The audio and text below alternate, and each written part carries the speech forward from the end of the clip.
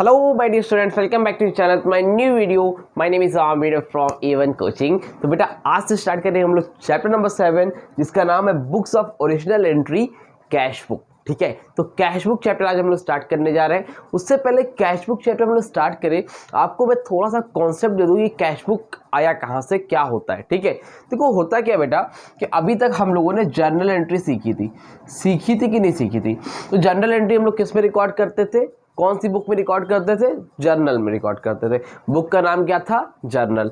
ठीक है, तो जर्नल में जो हम लोग रिकॉर्ड करते हैं सब कुछ तो ठीक है, बढ़िया है, सब चल रहा है। ठीक है, लेकिन जब बहुत बिजनेस बड़ा हो जाता है आपके बिजनेस में ग्रोथ आने लगती है, स्मॉल बिजनेस है, छोटा बिजनेस है, तब तो ठीक है जर्नल में सब कुछ रिकॉर्ड कर लिया। ठीक है, जितने भी कैश के ट्रांजेक्शन है, जितने भी उधार के ट्रांजेक्शन है, सब जर्नल में रिकॉर्ड कर लिया।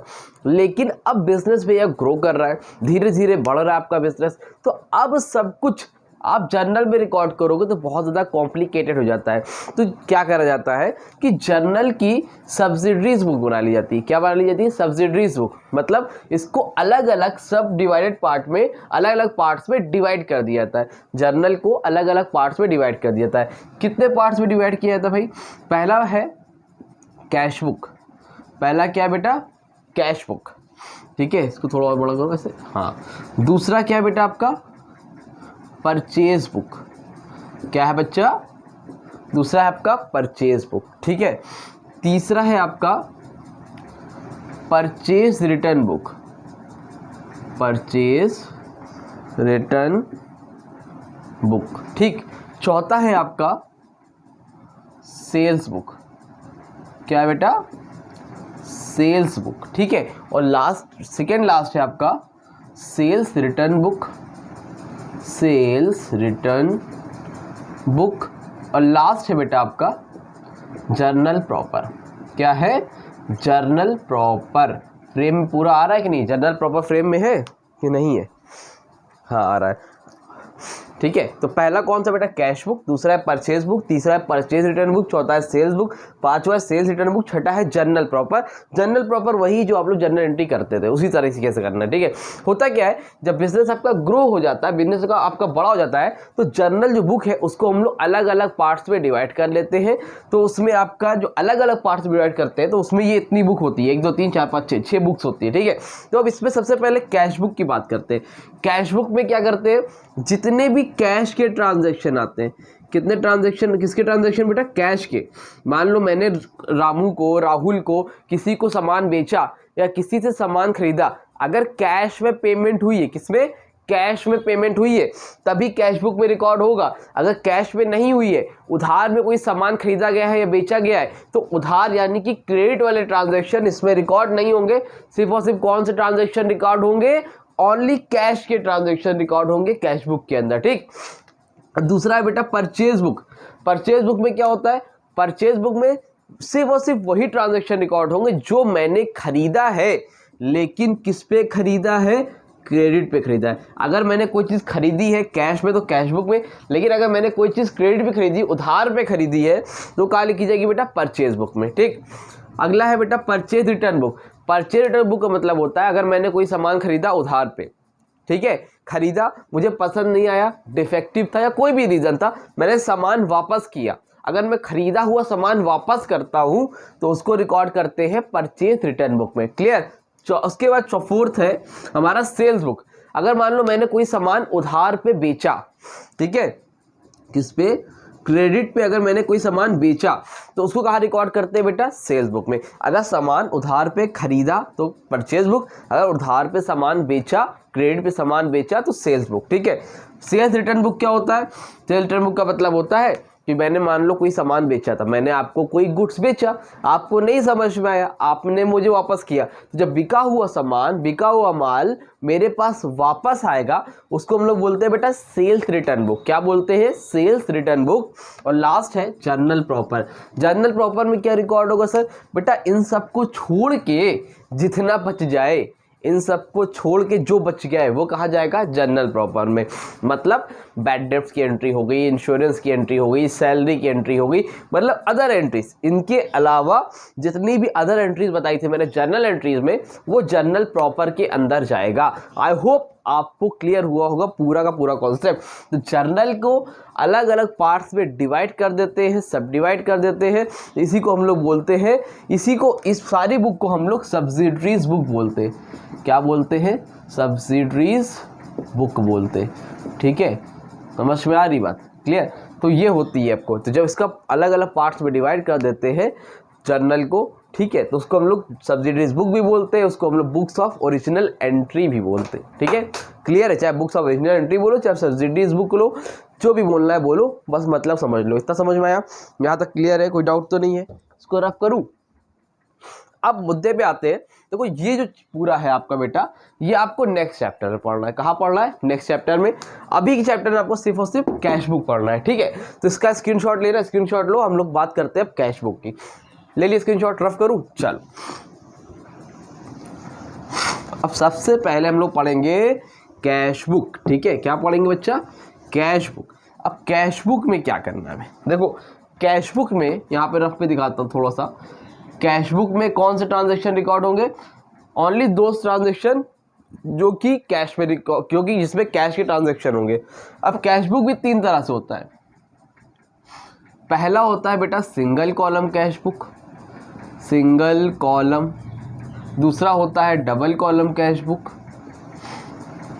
और तीसरा होता है triple column cash book, triple column cash book. ठीक है, अब सुनो ध्यान से, अगर आप आईएससी के स्टूडेंट हो तो आईएससी में सिंगल कॉलम है और ट्रिपल कॉलम। ठीक है, अगर आप सीबीएसई के स्टूडेंट हो तो आपके में सिंगल कॉलम है और डबल कॉलम है, ट्रिपल कॉलम आपको सिलेबस में नहीं है। तो आईएससी वालों में सिंगल और ट्रिपल है, डबल नहीं है। सीबीएसई में सिंगल और डबल है, ट्रिपल कॉलम नहीं है। मैं तीनों पढ़ा दूंगा। ठीक है, तो अगर आप ट्रिपल पढ़ लोगे तो डबल तो अपने आप ही आ जाएगा। ठीक है, ऑटोमेटिक आ जाएगा। क्लियर? तो अब देखो, पहले हम लोग आज की वीडियो में बात करेंगे सिंगल कॉलम कैश बुक की। किसकी बात करेंगे? Single column cash book. Clear? तो चलो स्टार्ट करते हैं जल्दी से सिंगल कॉलम कैश बुक के लिए।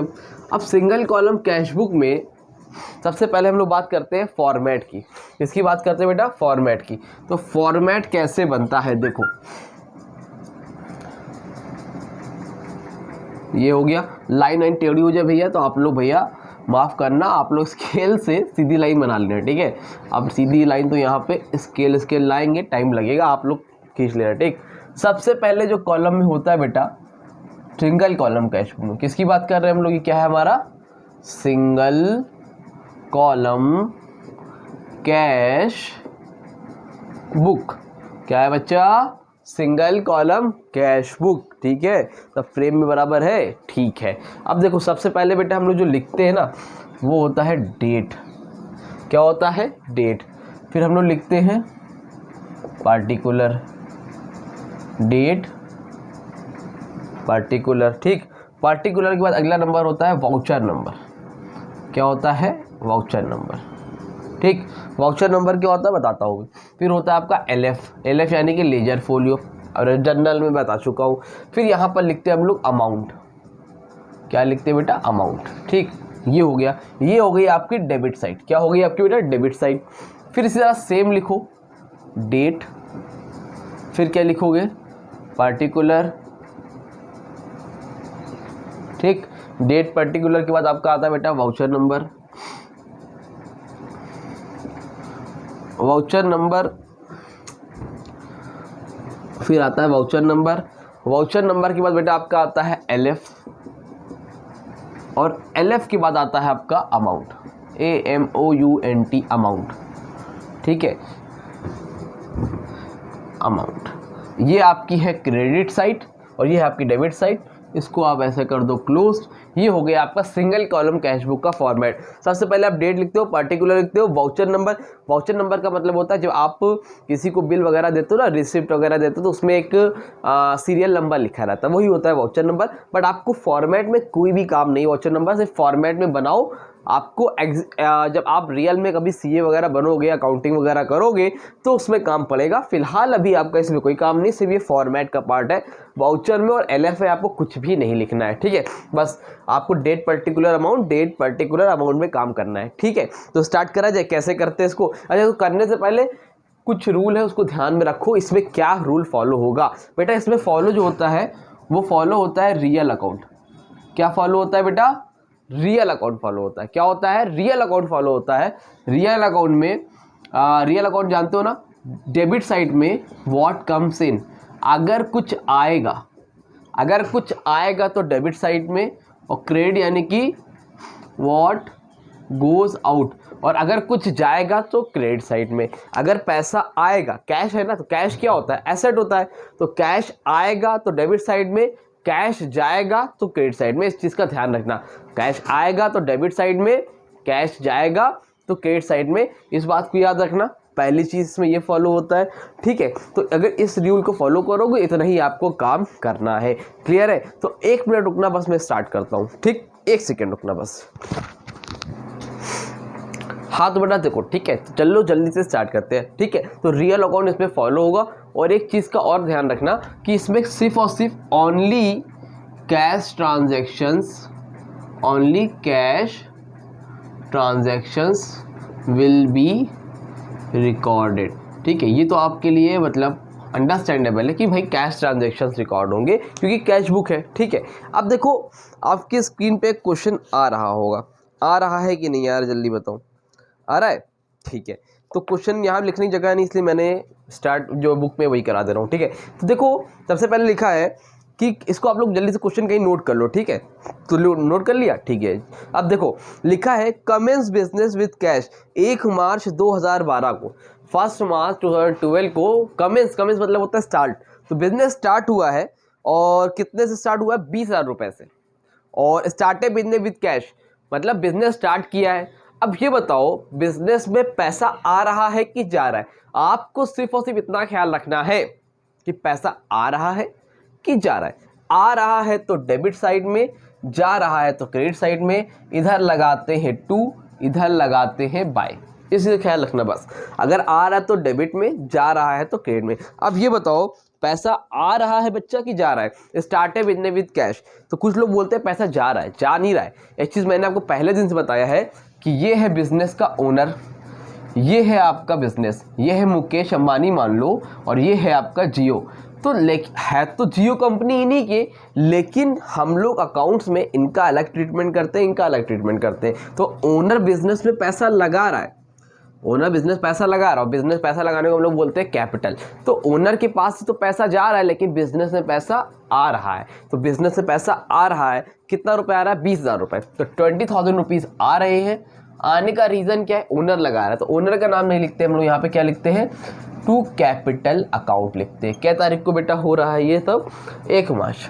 तो यहाँ पे डेट लिख देना, 1 मार्च 2012 को बिजनेस में 20,000 रुपये आ रहा है। समझ में आ रही बात? ठीक है। आगे देखो, आगे लिखा है bought goods for cash, goods खरीदा है कैश में। तो अब बॉट गुड्स का मतलब क्या हुआ? आपने गुड खरीदा है, और कैश में मतलब कैश में खरीदा है। तो अगर सामान खरीदा है तो पैसा आएगा कि जाएगा? पहले बताओ। अगर बॉट मतलब होता खरीदना, तो आपने गुड्स खरीदा तो पैसा आया कि गया? गया। भाई खरीदेंगे कोई सामान तो पैसा जाएगा। अगर मैं ये डस्टर खरीदूंगा तो पैसा जाएगा ना, तो मेरे पास से जा रहा है। कितने रुपए सामान खरीदा है? 5,000 रुपये का। तो पैसा जाएगा तो किधर? क्रेडिट साइड में। रीजन क्या है जाने का बेटा? परचेज। बॉट मत लिखना, बाय परचेज लिखना। बॉट मतलब परचेज होता है, तो बाय परचेज अकाउंट, ठीक है। डेट कितनी है? 2 तारीख को, 2 मार्च, ठीक है। ठीक है, आगे देखो, आगे लिखा है सोल्ड गुड्स फॉर कैश। क्या लिखा बेटा? Goods for cash. गुड्स बेच दिया कैश में। तो अब गुड्स अगर बेच दिया तो पैसा आ रहा है कि जा रहा है? अगर मैं गुड्स बेचूंगा तो जाहिर सी बात है पैसा आएगा। अगर मैं कोई सामान बेचूंगा तो पैसा आएगा। आ रहा है तो किधर? इधर की इधर, इधर। कितने में बेचा है? 4,000 रुपये में। तो अमाउंट में ऑफ 4,000 रुपीज़। आने का रीज़न क्या है? यहाँ पर लिखा जाता है रीज़न, क्या क्यों आया? तो सेल्स किया था ना, तो टू सेल्स अकाउंट। कितनी तारीख को किया था भाई? 5 तारीख को, 5/5/2012। ये बात समझ में आई? ठीक है। रीज़न यहाँ पर लिखना रहता है, क्यों हुआ? आया तो 4,000, क्यों आया? सेल्स करके आया, ठीक। आगे बताओ, आगे लिखा है 10 तारीख को, दिख रहा है goods purchase from Ravi on credit. Ravi से गुड्स खरीदा क्रेडिट पे। कहाँ लिखेंगे? इधर लिखेंगे, इधर खरीदेंगे। क्या होगा? पैसा आ रहा है, जा रहा है? सोचो, जल्दी सोचो। पैसा आ रहा है, जा रहा है? कुछ नहीं हो रहा है। सामान आ रहा है लेकिन पैसा नहीं जा रहा है। कैश जा ही नहीं रहा, क्यों? क्योंकि क्रेडिट पे खरीदा है ना, क्रेडिट यानी कि उधार, तो उधार की एंट्री क्या करना है बेटा? इग्नोर करना है। क्या करना है? इग्नोर करना है। क्यों इग्नोर करना है सर? क्योंकि बेटा हम लोग कौन सी बुक बना रहे हैं? कैश बुक बना रहे हैं, और कैश बुक में क्रेडिट के ट्रांजेक्शन रिकॉर्ड नहीं किए जाते हैं। ये सिर्फ और सिर्फ आपको कंफ्यूज करने के लिए दे रखा है। फिर आगे देखो, लिखा है पेड टू रवि, रवि को पैसा दे रहे हैं। बताओ पैसा आ रहा है जा रहा है? पेड टू रवि, रवि को मैं पैसा दे रहा हूँ, डैट मीन मेरे पास से पैसा जा रहा है। कितनी तारीख को दे रहे हैं? 13 तारीख को। तो अगर पैसा जाएगा तो किधर लिखेंगे? इधर लिखेंगे 13 मार्च 2012। कितना जा रहा है रवि के पास पैसा? पेड टू रवि 7000 रुपीज़, तो 7000 जा रहा है। रीज़न क्या है बेटा? क्योंकि रवि को पैसा दे रहे थे। यहाँ पर लिखो बाय रवीज अकाउंट, चाहे तो रवि लिख दो, और रवीज अकाउंट लिखना है तो इन्वर्टेड कॉमा लगा के ऐसे लगा दो। ठीक, आगे क्या हो रहा है? कैश सेल्स 15 तारीख को, 15 तारीख को सेल हो रही है कैश में, तो पैसा आएगा। तो 15 मार्च को कैश सेल्स का मतलब क्या हुआ भाई? सामान बेचा है, बेचेंगे तो पैसा आएगा। कितना पैसा आ रहा है 15 तारीख को? 8000 रुपए। रीजन क्या बेटा? सेल्स है, सेल्स किया है इसलिए पैसा आया है। ठीक, उसके बाद क्या हुआ? 18 तारीख को हुआ है purchase furniture for office, office के लिए फर्नीचर खरीदा है। अब ये बताओ, फर्नीचर खरीदा है, परचेज फर्नीचर फॉर ऑफिस कितना है बेटा? 6000 रुपीज़ है। हाँ, 6000 रुपीज़ का। अब ये बताओ इसमें क्या हुआ? पैसा आएगा जाएगा? अगर फर्नीचर खरीदेंगे तो पैसा जाएगा, तो लिखोगे 18 मार्च 6000 रुपीज़। रीज़न क्या है 6000 रुपये जाने का? क्योंकि फर्नीचर खरीद लिया। तो यहाँ पर लिखो बाय फर्नीचर अकाउंट। ठीक है, क्लियर? आगे बताओ, आगे है 20 तारीख को पेड वेजेस, 20 तारीख को पैसा गया है, तो पैसा फिर गया 20 तारीख को, तो यहाँ पर लिखो 20 मार्च 2012, और जार कितना गया है? 380 रुपये। वेजेस का मतलब समझते हो, जो लेबर वगैरह को डेली बेसिस पे देते, तो पैसा तो जा रहा है ना भाई, जाएगा तो कहाँ लिखोगे? यहीं लिखोगे बाय वेजेस अकाउंट। ठीक है, जब जब पैसा जाएगा तो इधर। फिर क्या हो रहा है? पेड रेंट कितने तारीख को? 24 मार्च। अब पैसा जा रहा है, रेंट दे रहे हो तो पैसा जा रहा है, किधर लिखोगे? इधर ही लिखोगे। तो यहाँ पर लिखोगे बाय रेंट अकाउंट। कितना जा रहा है बेटा रेंट में पैसा? 400 रुपीज़। कितना जा रहा है? 400 रुपीज़। कोई परेशानी है यहाँ तक? समझ में आ रहा है? ठीक है सर। अच्छा, आगे लिखा है 24 तारीख को कमीशन मिला है, रिसीव्ड कमीशन। कहीं से कमीशन मिलेगा तो पैसा आएगा, आएगा तो किधर? इधर की इधर, इधर। तो यहाँ लिखो 26 मार्च 2012 टू कमीशन अकाउंट। कितना पैसा आ रहा है? 600 रुपये। यहाँ पर लिखो 600 रुपीज़। ठीक है, दैट क्लियर? चलो आगे बताओ। विड्रू फॉर पर्सनल एक्सपेंसेस क्या तारीख को? 28 तारीख को। पर्सनल यूज के लिए पैसा निकाला है, withdrew for personal expenses, personal use के लिए पैसा निकाला है, तो एंट्री क्या होगी? पहले तो पैसा आ रहा जा रहा है। अगर मैंने अपने बिजनेस से पर्सनल यूज के लिए पैसा निकाल लिया, ठीक है, मान लो बिजनेस से पर्सनल यूज के लिए 50 रुपये मैंने निकाल ली, ये मेरी कोचिंग का बिजनेस पैसा था, मैंने अपने पर्सनल यूज के लिए निकाल लिया, इसको हम लोग क्या बोलते हैं? ड्राइंग बोलते हैं। क्या बोलते हैं बेटा? ड्राइंग बोलते हैं। तो अब पैसा निकाला है, तो पैसा बिजनेस से तो जा रहा है ना, तो जा रहा है तो क्या करोगे? 28 मार्च की डेट लिखोगे। रीजन क्या है जाने का? क्योंकि भैया ड्राइंग कर रहे हो। बाय, अरे सॉरी, इधर पैसा आता है ना, जा रहा है, तो इधर लिखो 28 मार्च 2012 बाय ड्राइंग अकाउंट। कितना जा रहा है? 1000 रुपीज़। ठीक है, यहाँ तो कोई परेशानी नहीं है। उसके बाद बेटा लास्ट है पेड सैलरी 31 मार्च, यानी कि पैसा जाएगा, फिर से जाएगा। सैलरी किसी को भी दोगे तो भाई बाय सैलरी अकाउंट। कितना जा रहा है? 1000 रुपये, नहीं, सैलरी कितनी की है? 900। यहाँ पर लिखो 900 रुपये की आपने सैलरी दे दी। ठीक है, अब यहाँ तो कोई परेशानी नहीं है भाई, इतना ही ध्यान देना था आपको कि पैसा आ रहा है जा रहा है, यहाँ तक काम खत्म हो गया। अब यहाँ से कर दो बैलेंसिंग। क्या कर दोगे बच्चा? बैलेंसिंग। ठीक है, अब बैलेंसिंग में क्या करना है? बैलेंसिंग जब भी करोगे तो एक लाइन इधर खींच लो ऐसे करके, ये, और इसी के बराबर से यहीं पे आके एक लाइन इधर खींच लेना। ठीक है, इक्वल। अब यहाँ पे नहीं हो पा रहा होगा, हो सकता है ऊपर नीचे, आप लोग बराबर से खींचना। ठीक, अब इतना करने के बाद अब आप देखो इधर ज्यादा आ रहा है कि इधर ज्यादा आ रहा है? ठीक है, बताओ किधर ज्यादा आ रहा है? एक्सपेंस ज्यादा आ रहा है कि इनकम ज्यादा आ रहा है? जल्दी बताओ। क्या ज्यादा आ रहा है? आपको चीज बताऊं, हमेशा कैश बुक में इधर ही ज्यादा आएगा। ठीक है, लेकिन तब भी आप लोग काउंट कर लिया करो, ज्यादा तो लेकिन जोड़ना तो पड़ेगा ही। तो इधर ज्यादा आ रहा है कि इधर आ रहा है? देखो, तो इधर आ रहा है 20,000, 24,000 तो कितना था, सेल्स कितने की 8,000 था, 24 8 32, 32,600, 32,600, ठीक है, 32,600, ठीक। और यहाँ पर कितना आ रहा है, इसको जोड़ना पड़ेगा, तो इधर जोड़ो कितना आएगा, चलो जोड़ते हैं, 7 5 12, 12 6 18, 18 1 19, 19,900, 20,300, कितना आ रहा है, 20,680 आ रहा है भाई, मेरे पास बुक है तो मैंने देख लिया, ठीक है। इधर साइड आ रहा है 20,680, इधर साइड आ रहा है 20,680, और इधर आ रहा है 32,600, सही है, देखो जरा एक बार, सही है 32,600। तो बताओ ज्यादा किधर है, डेबिट साइड में ज्यादा है कि क्रेडिट साइड में ज्यादा है, किधर ज्यादा है भाई, जाहिर सी बात है इधर ज्यादा है, तो जो ज्यादा वाला है बेटा उसको दोनों तरफ लिख दो, 32,600, जो ज्यादा वाला है दोनों तरफ लिख दो, 32,600 है तो इधर भी लिख दिया, इधर भी लिख दिया, यहाँ तो कोई परेशानी है नहीं है, 32,600 इधर भी लिख दिया, 32,600 इधर भी लिख दिया।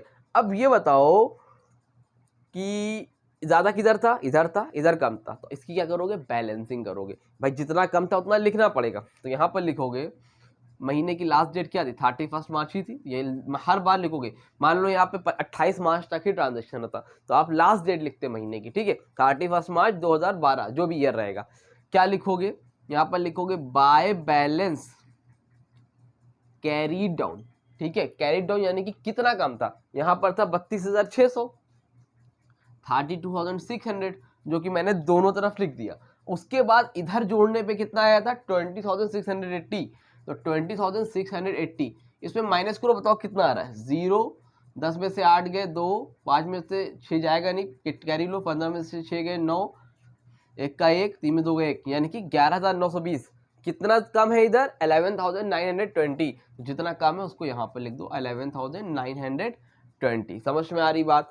अब जो आपने यहाँ लिख लिया, ठीक है, अब ये कैश बुक आगे भी तो जाएगा, ये रुकेगा नहीं, तो अगले महीना, अब मार्च के बाद कौन सा मंथ आता है, अप्रैल, तो इसको आप क्या करोगे, यहाँ पे लेके आओगे आगे और यहाँ डेट डालोगे 1 अप्रैल 2012 टू बैलेंस ब्रॉड डाउन, क्या लिखोगे, टू बैलेंस ब्रॉड डाउन, कितना है 11,920। समझ में आई बात, 11,920। यहाँ पे कुछ करना नहीं, समझाने के लिए सर्किल बनाओ, मालूम चले पेपर में सर्किल बना के चले आ रहे हो, ठीक है, 11,920 आ रहा है, ठीक है, डेट्स इट। तो जितना भी बैलेंसिंग है उसको इसके नीचे कुछ लोग यहीं पे ऊपर कर देते हैं, नहीं, इसके बैलेंसिंग के बाद नीचे लिखोगे टू बैलेंस ब्रॉड डाउन, जितना भी कैरी डाउन आपने किया है। समझ में आ रही बात, क्लियर है। तो ये हो गया आपका सिंगल कॉलम कैश बुक। उम्मीद करता हूँ, आई होप आपको अच्छे समझ में आया होगा। इसी तरह से single column cash book question होते हैं। अब अगले को वीडियो में आपको ट्रिपल कॉलम बताऊंगा, जिसमें डबल और ट्रिपल दोनों अपने आप को कंप्लीट हो जाएगा, ठीक है। तो कैश बुक को भी जल्द से जल्द कल से 1 से 2 दिन में अंदर कंप्लीट कर देंगे। तो और कोई डाउट हो तो कमेंट सेक्शन में कॉन्टैक्ट कर लेना। मिलते हैं न्यू वीडियो में, तब तक के लिए थैंक यू सो मच।